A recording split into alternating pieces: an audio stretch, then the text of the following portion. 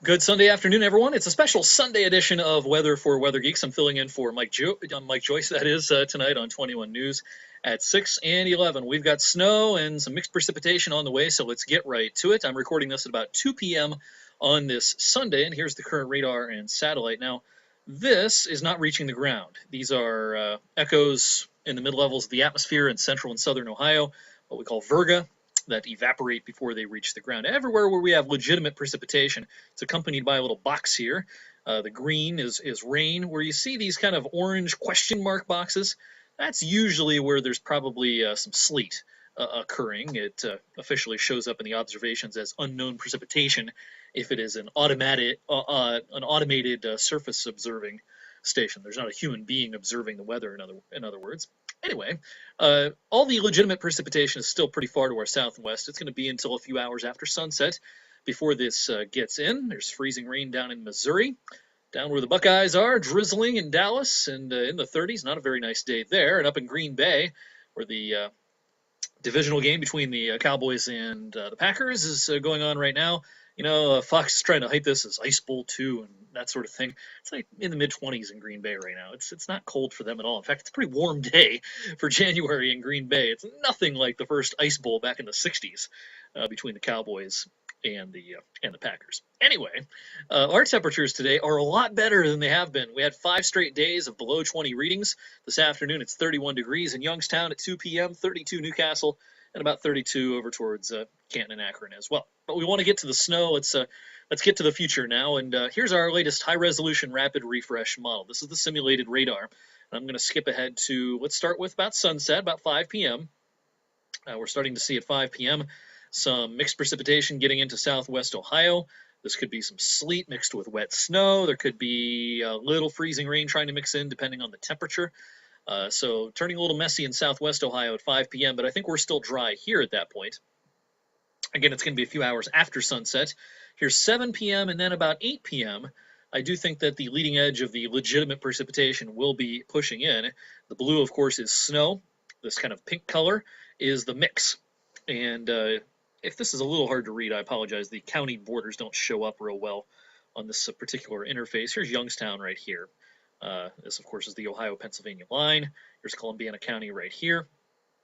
So as this comes in, it's probably going to come in as mostly snow at the onset. But watch what happens as we go into the night. Here's 10 p.m. Most of our viewing area is seeing snow, I think. But by midnight or so, notice the pinks are starting to push in.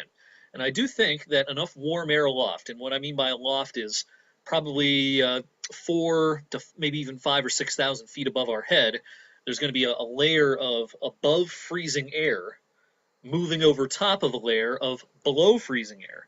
And that's a recipe for either sleet or freezing rain, depending on the entire temperature profile of the atmosphere. So here is midnight with some of that sleet and perhaps freezing rain getting into Columbiana County, perhaps parts of Mahoning County as well.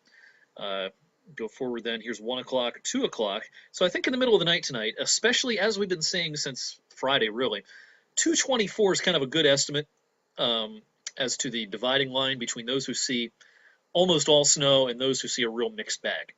Some sleet might even try to mix in as far north as I-80 or so, but 224 is going to be a little bit closer as far as a delineation line between snow and some sort of mix. If you live down in Lisbon, East Liverpool, East Palestine, places like that, down in the Guilford Lake region, you're going to probably hear a lot of sleet pinging on the windows tonight.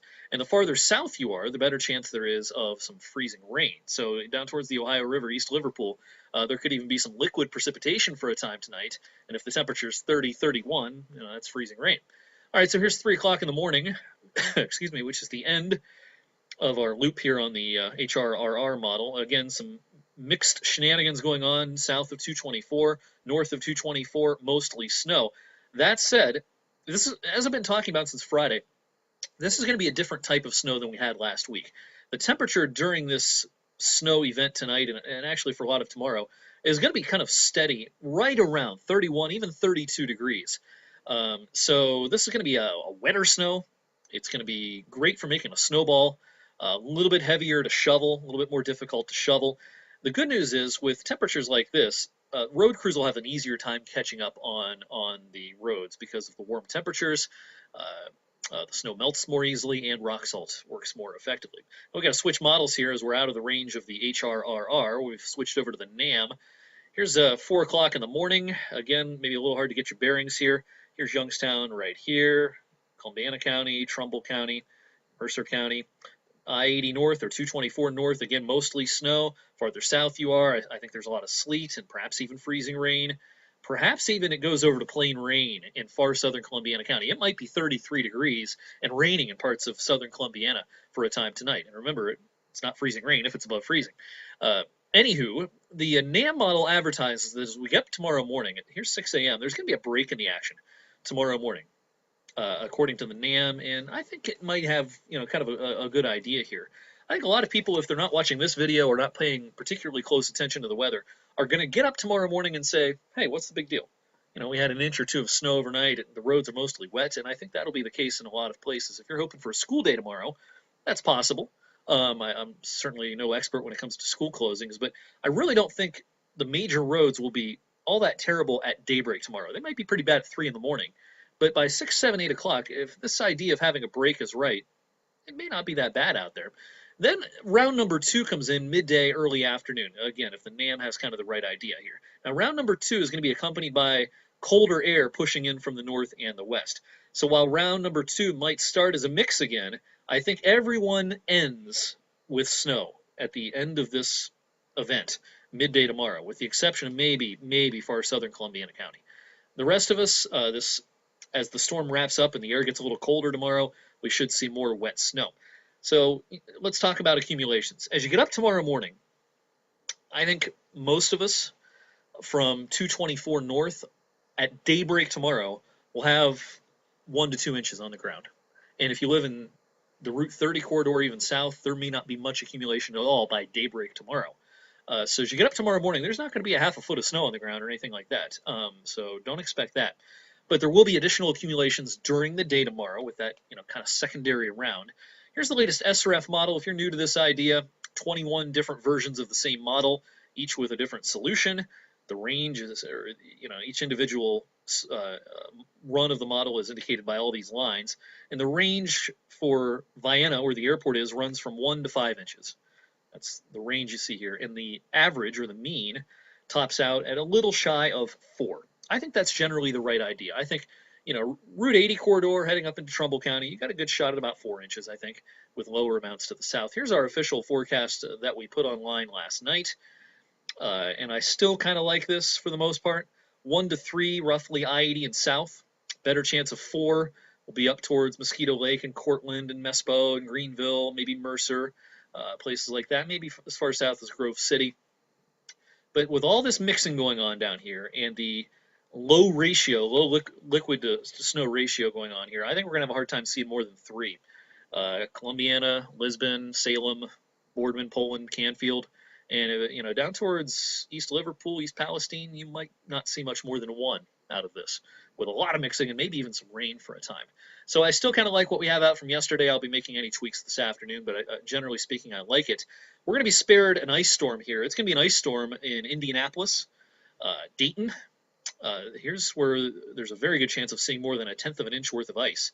And once you're up over 1/4 of an inch of ice accumulation, that's when you start running into a lot of problems with power outages and that sort of thing. Here's the odds of more than 1/4 of an inch worth of ice. And as you can see, those odds along I-70, Indianapolis to Dayton, they get up to maybe 30% or so. Decent odds of seeing not a crippling event, but a really bad ice event for I-70. I wouldn't be surprised if I-70 closed for a time, parts of this, during the height of this overnight tonight. We are spared that. Again, you're going to hear some sleet in spots. Some freezing rain is possible for a time, especially in our far southern areas, but we're not going to see a big ice storm here. This is going to be mostly a problem with wet snow with some mixing as well. Once we're done with everything tomorrow afternoon, a quiet night tomorrow night, and it turns cold for midweek. I'm going to just blitz through next week real quick here as this video is getting a little long. You're going to notice as I kind of scan through here, not much is going on for the rest of the week. It's going to be cold for a couple of days, but once we're done with the snow on Monday, pretty tranquil weather pattern setting up for the Mahoning and Shenango Valleys, taking us into next weekend. And as I posted this morning, or last night, I guess, if you're tired of the cold, you're going to like the pattern, I think, next weekend into the following week. it looks much more tolerable, certainly by January standards. So might even be throwing around the M word, mild, from time to time in that longer range period. Thank you for watching Sunday's Weather for Weather Geeks. I'll see you tonight on 21 News at 6 and 11 o'clock.